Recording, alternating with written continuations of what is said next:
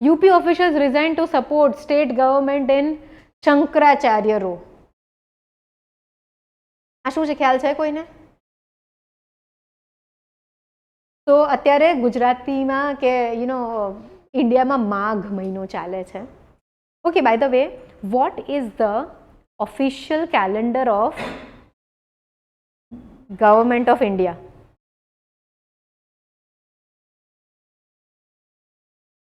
Is Shaka સંવત.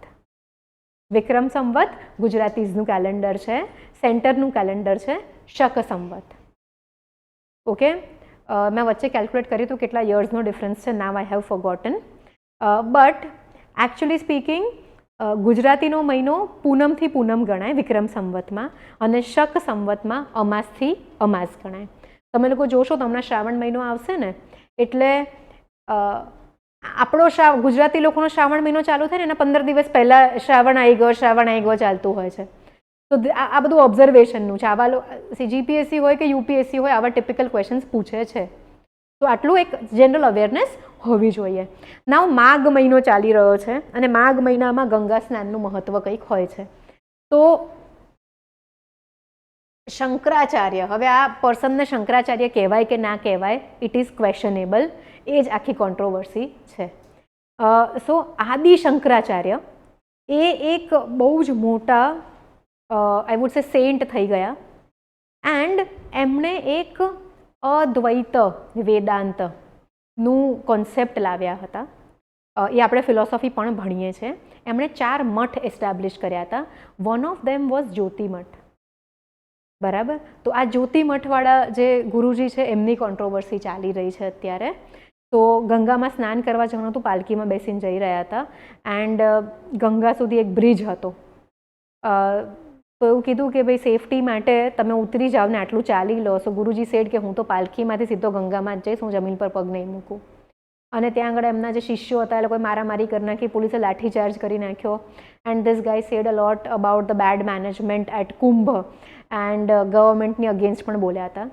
તો અમને પછી ગવર્મેન્ટે નોટિસ આપી that Shankaracharya is not a name, it is a title. How did you take the title Shankaracharya? પછી તપાસ કરવા પર ખબર પડી કે એમના જે ગુરુજી હતા એમણે ખાલી 2 ડિસાઇપલ્સને નેમ કર્યા હતા. એમણે પોતાનો એર કોઈને ડિક્લેર નહોતો કર્યો કે હું મરી જાઉં પછી આ વ્યક્તિને શંકરાચાર્ય બનાવજો, બટ એ બેમાંથી એક જણે જાતે જ શંકરાચાર્ય ટાઇટલ અઝ્યુમ કરી લીધું. તો the government sent him notice કે ભાઈ તમને શંકરાચાર્યનું ટાઇટલ કોણે મોકલ્યું. Now let us look at the Shankaracharya controversy. It makes આ આપણું Indian history or art and કલ્ચરનો એક ઇમ્પોર્ટન્ટ ટોપિક છે. ડિફરન્ટ સ્કૂલ ઓફ થોટ્સ, બરાબર, અલગ અલગ ફિલોસોફીઝ. તો આદિ શંકરાચાર્ય 788માં કેરલામાં બોર્ન થયા હતા. એમણે બહુ જ બધા હિન્દુ સંપ્રદાયને ભેગા કર્યા છે. વિષ્ણુજી, શિવજી, લક્ષ્મીજી, ગણપતિ, હનુમાનજી બધાની પૂજા સાથે થઈ શકે છે. અદ્વૈત વેદાંતના ફોરમોસ્ટ સૌથી પહેલા પર્સન હતા. અદ્વૈત, દ્વૈત એટલે 2, અદ્વૈત એટલે નોન ડ્યુઅલ. તો આ ફિલોસોફી એવું કહેવા માંગે છે કે જે યુનિવર્સલ સોલ છે, પરમાત્મા છે, અને આપણી અંદર જે સોલ છે આત્મા, they are the same. Ultimately આપણી જે આત્મા છે એ મર્જ થઈ જશે પરમાત્માની સાથે, અને બંનેની ક્વોલિટીઝ સેમ જ છે. ઓકે, સો અહમ બ્રહ્માસ્મી વાળું જે કહેવાય એ પણ આમની ફિલોસોફીથી આવ્યું છે. નાવ એમણે મઠ બનાવ્યા 4: જ્યોતિર્મઠ, શૃંગેરી મઠ, ગોવર્ધન મઠ અને દ્વારકા શારદા મઠ. દ્વારકાનો જે મઠ છે ગુજરાતમાં આવ્યો છે. એ સામવેદ સાથે રિલેટેડ છે, અને આ બધા 4 મઠ જે છે they will all have there on Shankaracharya. Means the most learned person, જેને બધા જ સ્ક્રિપ્ચર્સનું બધું જ આઈડિયા છે. આમણે કયા 2 વસ્તુ લખી છે? વિવેક ચૂડામણી એન્ડ આત્મબોધ.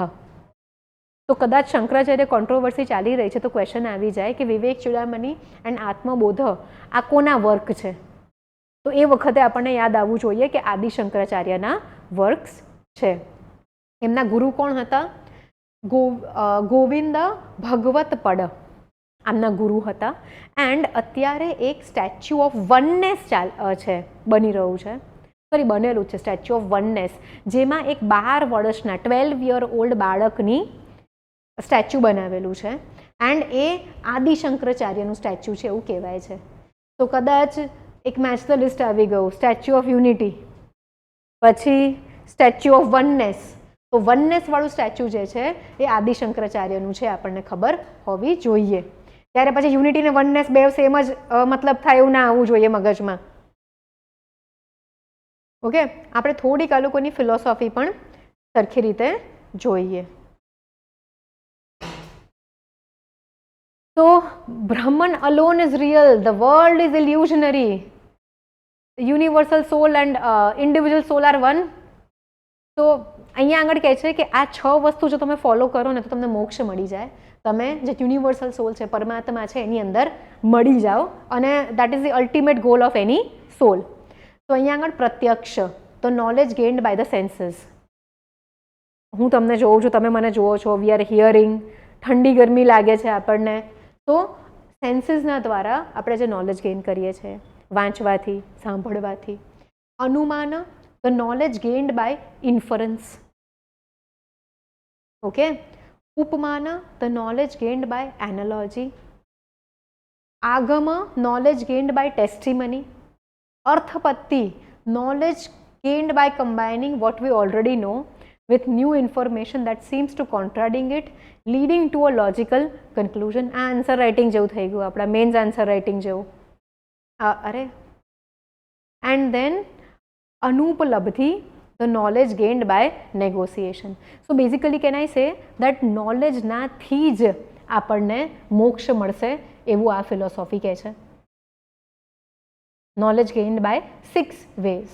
આની અંદર માયાનું પણ બહુ છે કે ભાઈ આપણી આસપાસ જે પણ વસ્તુ છે માયા છે, એક ઇલ્યુઝન છે.